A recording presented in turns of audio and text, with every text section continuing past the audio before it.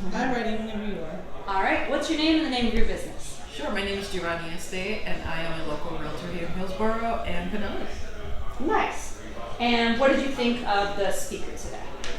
Well, it is vital as a real estate agent and most business owners to have a presence in social media, whatever form you choose, and to stand out and to be memorable. So this was actually very beneficial for me. And then the information on the ChatGPT, which I've started using, was even better. It upgraded my knowledge. So I was grateful to be here tonight.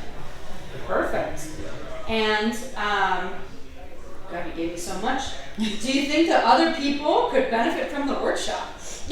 Absolutely, yes. I think business owners who, whether they have a big budget or not, can benefit from knowing how to market themselves in social media. Awesome.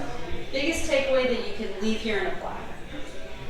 The ChatGPT concepts of, two things.